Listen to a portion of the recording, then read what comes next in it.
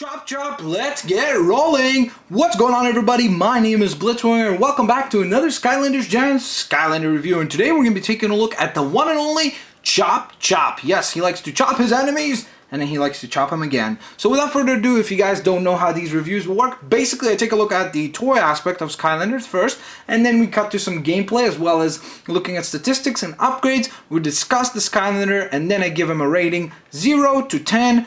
And of course, guys, watch the video and participate. Let your voice be heard in the comment section below as well, letting me know what you think of Chop Chop. Do you like him? Do you not like him? What kind of rating would you give him yourself? So let's get rolling. So first off, as you can see, Chop Chop is a very cool design. He's basically a skeleton with armor, which is awesome. Who doesn't love skeletons? And who doesn't love skeletons with swords and armor and cool helmets? Definitely cool. He's got this very unique look. He's got almost like 4 eyeballs, I guess, which is pretty interesting. I kind of like that.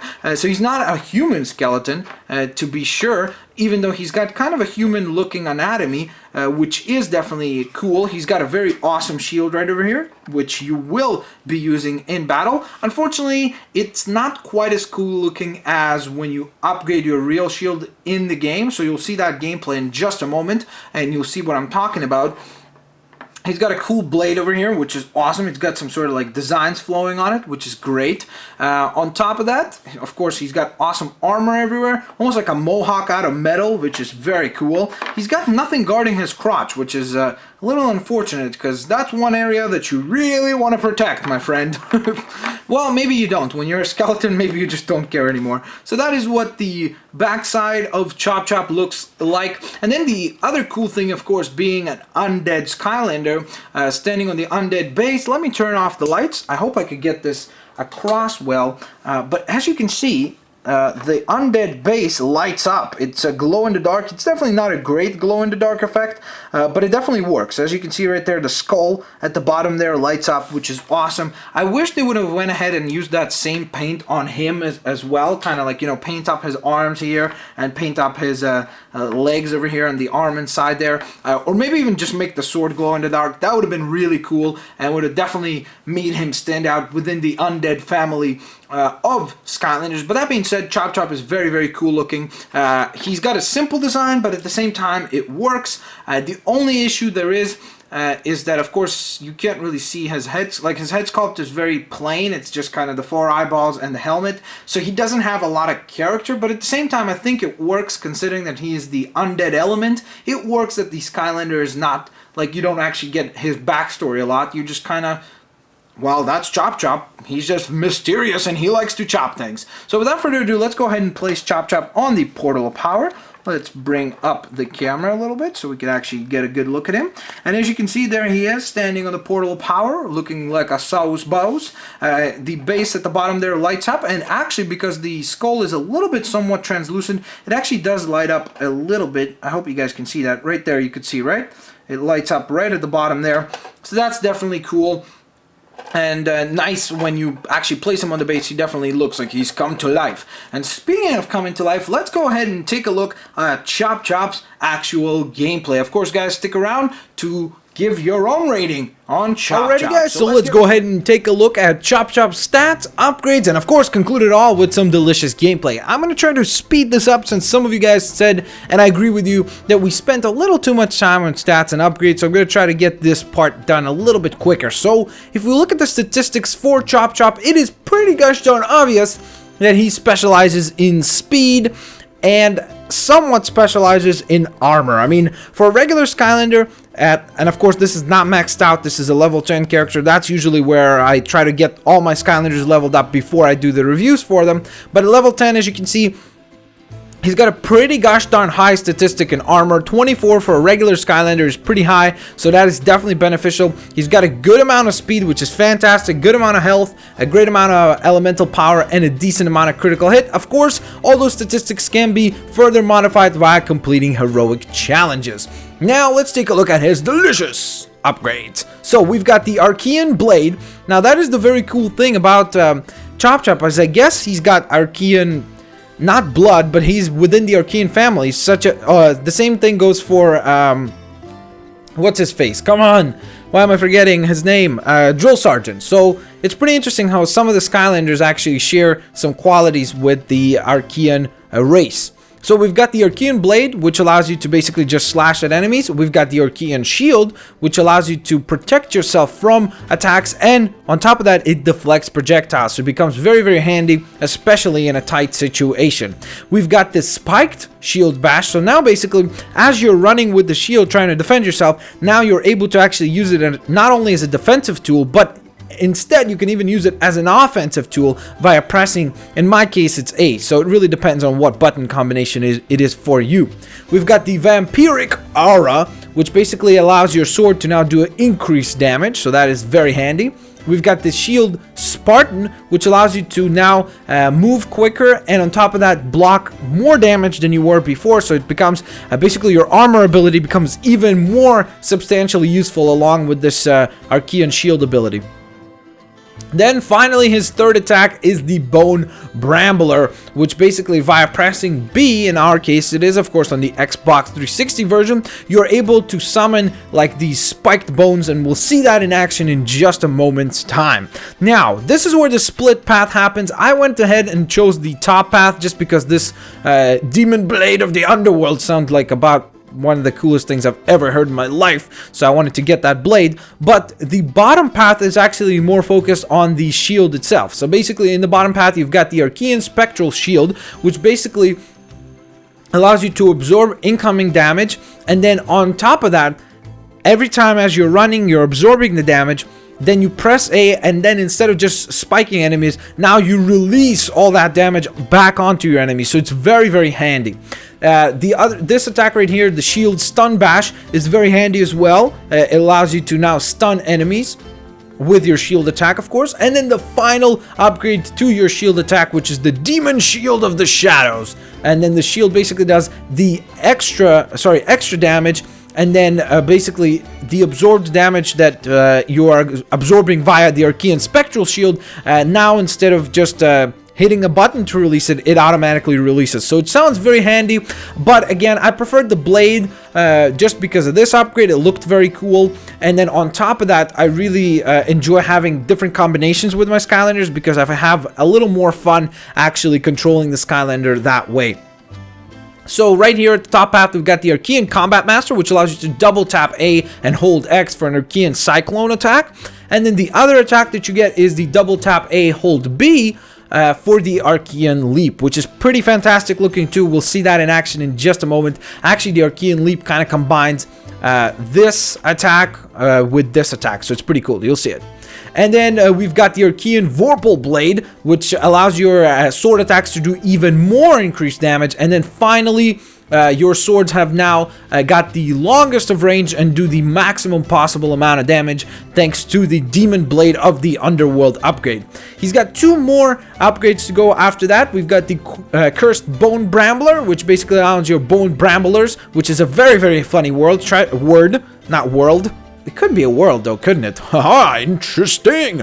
But Bone Brambles allows them to do increased damage, so that is definitely handy for long range attacks. And then finally, we've got the Wow Pow Shield Skewer. Hold X and then press A to burst forward in a Mega Shield Bash attack needs, and it requires, of course, the Spiked Shield Bash upgrade acquired earlier on, all the way down here. There you go. Wablamo. So that's the upgrades. Now let's get into the attacks. Oh, sorry, not into the attacks, into the gameplay. So the cool thing is, right away you might notice, is that I like to use that attack, that super duper attack with the shield. I like to use it even as a mobility tool. Like, I like to use it to maneuver myself even faster. But Chop Chop is pretty fast as it is. If you remember his statistics we looked at, he had a pretty gosh darn good amount of stats there. So he does not have any issues in that regard whatsoever. So let's take on this arena here, no chompies allowed, where we will showcase some gameplay, shall we? Alrighty, so here we go. Alright, so right off the bat, alright, so let's get some enemies going, and I'll show you the Brambles right away because they are a long range tool. So you press B and look at that, so basically rolls along kind of a field, or I guess just a ranged attack of bony spikes coming at your enemies. Not fun. Would not want to experience that for sure. but it is a pretty handy tool, especially considering that what's his face? Chop Chop here. He doesn't have any other long-range attacks, therefore it's very, very handy to have something where you're able to actually hit enemies at a range. So the Brambles are a very, very handy tool for that.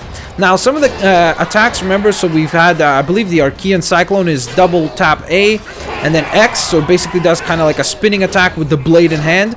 Definitely cool, something that is very handy, especially if you're being surrounded by enemies. So if you get to this extent, for example, then you double tap A and you just slice and dice, and it is pretty gosh darn awesome to take out enemies very quickly, spinning around them. For example, when you take on like root runners or something like that, all you have to do is literally kind of like run behind it, then use that, and you're just doing a ton of damage.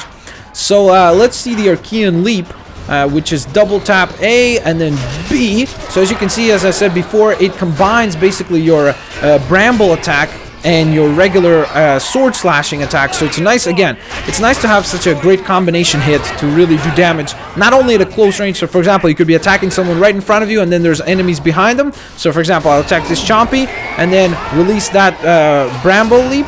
Sorry, there we go. Archean Leap, and then the Brambles do a ton of damage as a follow-up. So it's definitely very handy to have that tool as well. Now, of course, you have noticed me use the regular sword already. It does a ton of damage, especially because I've got it maxed out, and I chose the path that focuses on your sword, and that is why I have a much larger range for my actual attack. If you're attacking with him, you would have to get much closer than I do, so definitely take that into consideration and remember that as a fact. Alright, damn. Okay, those suckers almost got in there, didn't they? Alright, so check this out right now. Here, wait. I'll show you this. Look. You see that? Like, I damage everybody with that Cyclone spin, that Archean Cyclone. It's really, really cool. I love that combo. And again, I do like just having a good variety of attacks is more fun than just having the standard 4 attacks that you usually would be stuck with. So now that we took a look at everything kind of sword-like and the Brambles, let's go ahead and take a look at the shield attacks. So for the shield, you would have to hold either X or one of your triggers. It doesn't really matter. And basically, as you are running, you have to propel the attack forward by pressing, in my case, it's A, but whatever is your basically central button press or button combination.